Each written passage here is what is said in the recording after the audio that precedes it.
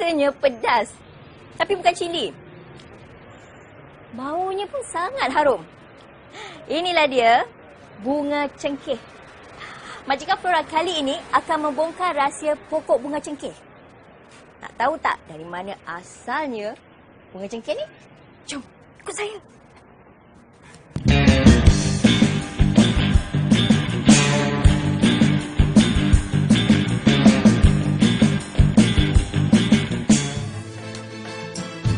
Minggu ini, kita akan berada di ladang herba dan rempah di Paguh, Muar Johor.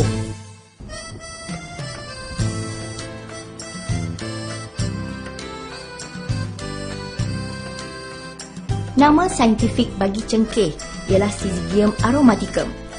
Cengkeh dari keluarga Myrfale aromatik. Majika Flora meletakkan cengkeh di dalam senarai pokok-pokok ajaib ciptaan Tuhan. Cengkeh dikategorikan sebagai rempah ratus. Rempah ratus ini menjadi kegilaan para pedagang timur dan barat sebelum abad ke-13 lagi. Cengkeh banyak ditanam di Madagaskar dan Zanzibar. Cengkeh juga tumbuh di negara-negara beriklim tropika. Cengkeh hidup pada iklim lembap dengan taburan hujan antara 150 hingga 250 mm dengan suhu 15 hingga 38 darjah Celsius. Justru itu, cengkeh sesuai ditanam di Malaysia. Tempat kawasan sesuai untuk penanaman ni dia punya tempat kena memerlukan saluran air yang baik. Dia kena lembap lah dengan cahaya matahari yang cukup, dia akan tumbuh. Dan pokok ini boleh tumbuh sehingga lebih kurang 30 meter tingginya. Dan hayat pokok ini mengikut laporan dia boleh hidup sehingga berpuluh-puluh sampai beratus-ratus. Dan dilaporkan pokok cengkeh yang paling tua di dunia ini terdapat di pulau daerah Penat di Indonesia. Dikatakan lebih daripada 400 tahun umurnya. Selain itu, cengkeh hidup subur di atas tanah gembur yang ada humus. Cengkeh akan berbunga ketika berusia antara 6 hingga 8 tahun. Musim berbunga untuk pokok cengkeh ini adalah selalunya pada bulan 6 dan hujung tahun lah. Dan sekarang ni kita boleh nampak putik bunga, kuntum bunga kan, boleh nampak. So yang ni kan putik bunga ini putik kuntum bunga putih atau kuntum bunga ini berwarna hijau muda. So bila dia dah jadi semakin matang, dia akan berwarna merah ungu. Okay, merah jambu, merah ungu. So masa tu kan pengusaha-pengusaha dia akan memetik untuk dikeringkan supaya dijadikan bunga cengkeh lah yang digunakan untuk masakan-masakan dan seterusnya lah. Ramai yang tidak pernah melihat pokok cengkeh, tetapi sedia maklum yang cengkeh diguna dengan meluas di dalam masakan untuk aroma dan kesedapan kepada masakan. Majika Flora akan membawa para penonton untuk melihat pokok cengkeh di ladang rempah ratus dan herba di Paguh, Muar Johor Darul Takzim.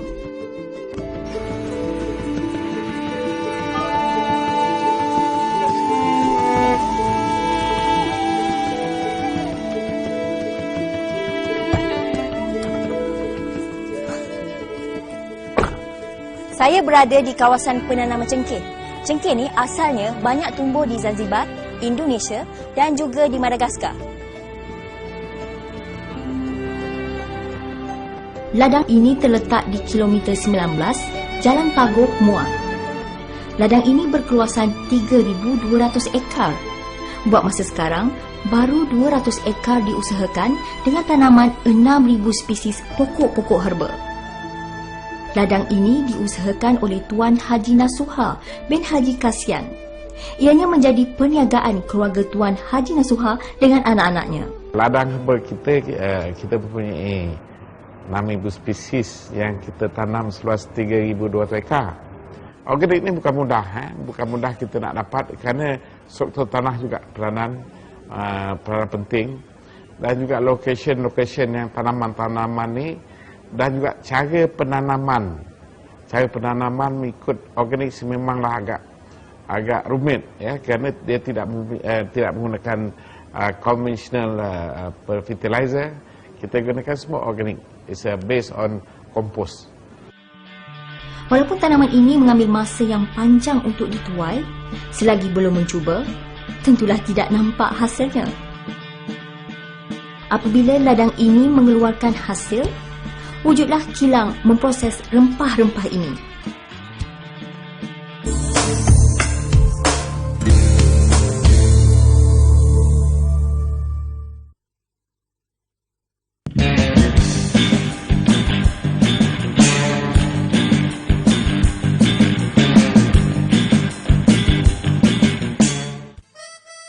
Dari sudut pemakanan, cengkeh memberi rasa lazat kepada makanan. Cengkeh juga menerbitkan bau yang harum di dalam makanan. Pernahkah anda merasai lazatnya kek lapis? Bau cengkeh membangkitkan aroma dan kelazatan kek itu. Selain baunya yang harum diguna untuk makanan, dari sudut kesihatan, cengkeh juga diguna di dalam cecair kumur. Baunya yang harum mampu menghilangkan nafas yang kurang enak. Boleh didapati di farmasi-farmasi. Pokok cengkeh bukanlah pokok renyik, tetapi tumbuhan malar hijau.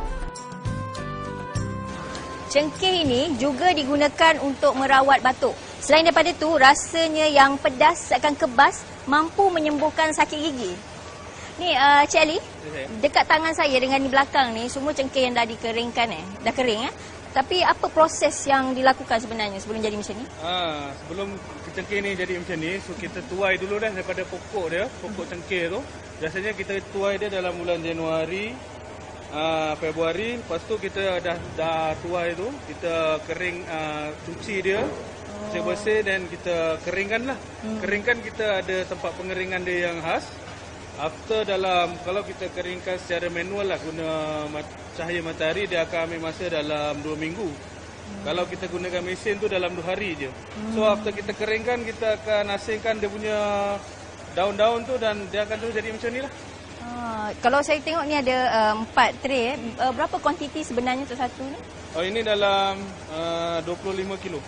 25 kilo. Jadi dah selepas dikeringkan semua, apa proses seterusnya? Selepas dikeringkan cengkeh ni, kita akan gunakan untuk sebagai bahan dalam kita punya rempah, ataupun kita pack terus bungkus untuk terus digunakan lah. Cengkeh berbatang besar dengan kayu yang keras dan tahan lama. Bunganya berbentuk kerucut, mengeluarkan bau aromatik yang kuat dan pedas. Kelopaknya pipih dan terbahagi kepada 4 bahagian. Bahagian atas bertutup buah bentuk berongga. Daunnya berwarna hijau, berbentuk bulat telur, mengujur panjang dan di hujungnya bersudut. Bunganya tumbuh di hujung tangkai ranting dan bertandan. Kudup-kudup cengkeh berwarna putih, kemudian menjadi hijau dan merah. Apabila dipetik dan dikeringkan, kudup-kudup bertukar menjadi warna coklat. Pokok cengkeh berbunga sepanjang tahun. Secara umumnya kan bunga cengkeh ini diguna dalam dua aspek. Satu aspek is dalam culinary atau masakan. Kedua is rawatan lah. And dari segi masakan, saya rasa kita memang dah biasalah kan. Cengkeh tu masak dalam kari lah, atau kadang-kadang buat kuih muih. Itu secara penggunaan untuk masakan. Dan pula dari segi untuk terapeutik, untuk rawatan pula kan, secara tradisional cengkeh ini kan digunakan untuk sekiranya orang yang untuk rawatan sakit gigi kan. Dan untuk rawatan perubatan tradisional Cina, dia digunakan untuk rasa nak mual, untuk sistem penghadaman yang ada masalah sistem penghadaman, dipakai dalam sistem rawatan tradisional China lah. Manakala untuk macam sistem perubatan India macam Ayurvedic, dia guna dalam respiratory, pernafasan, sistem pernafasan, ada masalah sistem pernafasan dan juga untuk pencernaan. Yang tu dari segi untuk penggunaan secara tradisional lah. Okay. Tapi dalam di frame, kita telah menjalankan kajian untuk spesies ini lebih daripada dah lebih 5-6 tahun. And kita mendapati bunga cengkeh ini kan, ekstrak daripada bunga cengkeh ini kan tinggi khasiat dalam antioksidan dan juga antimikrob. Dua-dua ni memang tinggi antioksidan dan antimikrob.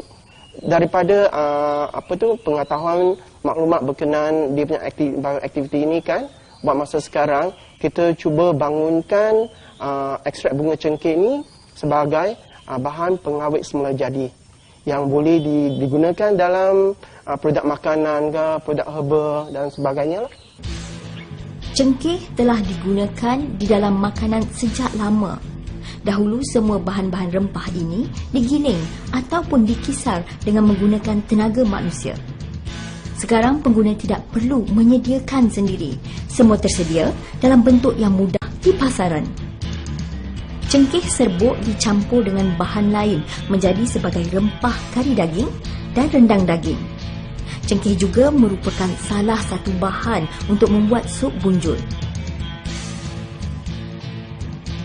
Bunga cengkeh sebagai rempah sejak zaman berzaman. Kuntungnya dikeringkan sebelum digunakan. Banyak dijual di pasaran dalam bentuk kering dan serbuk. Air rebusan bunga cengkeh boleh melegakan kembung perut dan meredakan sengal-sengal sendi. Meminum air rebusan bunga cengkeh juga dikatakan berupaya menambah denyutan jantung dan menambah sel-sel darah putih di dalam tubuh. Pokok cengkeh ni sebenarnya mempunyai khasiat begitu baik. Kalau kita gunakan ubat gigi ni, kalau tak ada minyak cengkeh, dia tidak akan jadi ubat gigi. Kerana dalam minyak cengkeh ni dia mempunyai antiseptik, antibiotik, antifungus. So dia bila that's why kita gunakan minyak cengkeh ni untuk digunakan di gigi, dan dia mempunyai antibakteria. So inilah cengkeh punya peranan. Dan di Indonesia contoh, mereka yang kaki merokok ni, dia gunakan cengkeh. Cengkeh juga boleh membuat batuk. Jadi mereka ni untuk nak makan cengkeh rasa tak ni, dia jadikan rokok. Jadi dia bila batuk, isap rokok yang bercengkeh. Dan cengkeh ni mempunyai khasiat untuk menghilangkan batuk. Ini hebatnya cengkeh tadi. Berkenaan dengan kajian bioaktiviti, di lab dekat frame ni kita pun ada buat dari segi pengekstraktan, kan, pengasingan bahan-bahan komponen sebatan bioaktif lah. And sebatian major yang didapati daripada ekstrak bunga cengkeh ni adalah eugenol. Eugenol inilah yang dia ada khasiat lah. Dia boleh digunakan untuk meredakan bengkak inflammation. Sebelum tu inflammation bererti ada bengkak lah, sakit lah. Dia memang ada aktiviti anti-inflammation lah. That's why dia boleh digunakan dalam rawatan sakit gigi.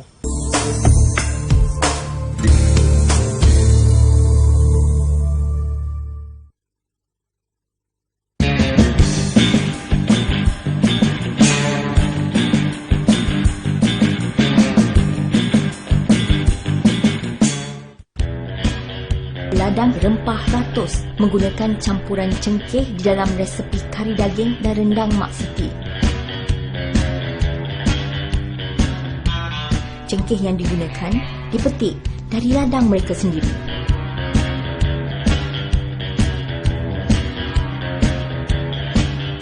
Restoran kita ni menyediakan makanan berasaskan herba. Maknanya daripada makanan nasi varian herba, ada ayam, kambing, lembu, dan juga kita ada menyediakan makanan western juga, makan lamb chop, chicken chop semua. Tapi kita dah sesuaikan dengan herba-herba yang ada di ladang herba kita lah. Dan di samping itu juga minuman juga istimewa sebab kita menggunakan herba-herba yang ada di ladang kita untuk disajikan kepada pengunjung-pengunjung. Kalau kita minum sup yang ada kat restoran kita, sup itu sebenarnya kita dah olahkan dengan herba-herba yang ada. Kalau ada gora, kita ada masukkan herba gora. Kalau ada seriko, bagi ada masalah kanser ataupun masalah batu karang, kita akan buatkan sup seriko. Itu salah satulah daripadanya.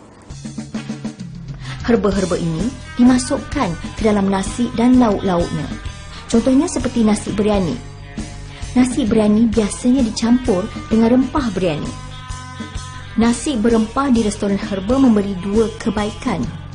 Pertama, makanan yang disediakan memberi rasa kenyang. Kebaikan kedua, mampu menyembuhkan penyakit. Contohnya apabila herba Garcinia dimasukkan ke dalam nasi. Ini kerana Garcinia mampu menyembuhkan penyakit berkaitan diabetes seperti darah tinggi dan kencing manis. Kalau kita masak nasi saja, tak tahu rempah ratus ataupun dia panggil rempah biryani, dia tidak akan jadi nasi biryani. Contoh dia. Dan juga contoh dia, di tempat kita nasi biryani herbal. Jadi, ini definitionnya herbal dan rempah ratus ni. Jadi, bila nasi biryani herbal ni, dia dalam ingredient as a herbs ataupun herbal-herbal yang diadun dan dimasak bersama-sama dengan beras biryani tadi, jadilah biryani herbal. Jadi definition. Dan biryani herbal ni dia mempunyai khasiat-khasiat tertentu. Contoh dia bila kita masak biryani herbal, nasi, tapi nasi ataupun beras dia panggil low glycemic index. Jadi konten karbohidrat dia kurang.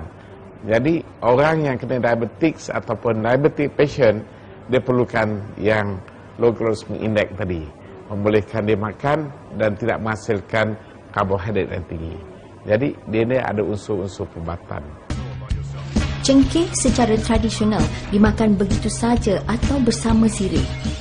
Amalan ini bukan sahaja dilakukan oleh masyarakat di Malaysia, malah di India dan Indonesia.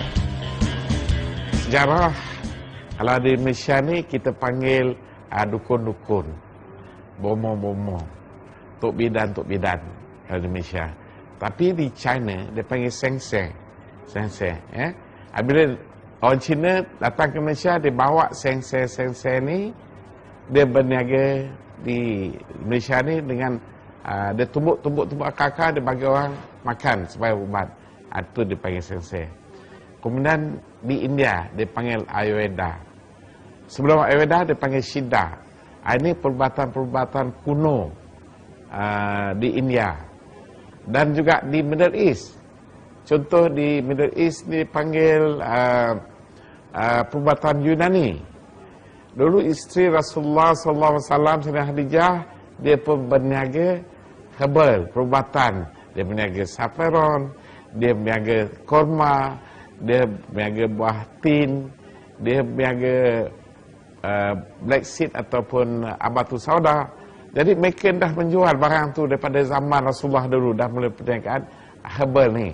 Dan juga di Eropah juga pun macam tu juga. Jadi oleh sebab daripada dulu dah wujudnya industri ni, jadi kita ni di Malaysia ni masalah dia apabila dijajah oleh British. Di British sana, di England sana dia tak ada pokok-pokok herbal ni, tak ada. Cengkeh dimakan bersama sirih, dicampur dengan bahan lain seperti kapur, gambir dan pinang.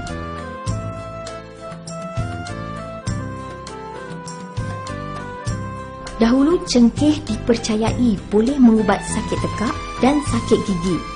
Tetapi kini, kepercayaan itu dibuktikan benar setelah dibuat kajian. Justru itu, cengkeh diguna sebagai bahan di dalam ubat gigi.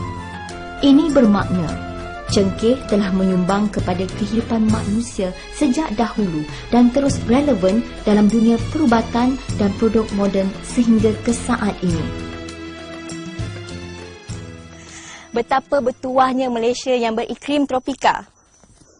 Cengkeh tumbuh subur di negara kita sebagai bahan makanan tertua yang digunakan sejak 5,000 tahun dahulu. Majika Flora menamatkan cerita. Teruskan bersama saya minggu depan.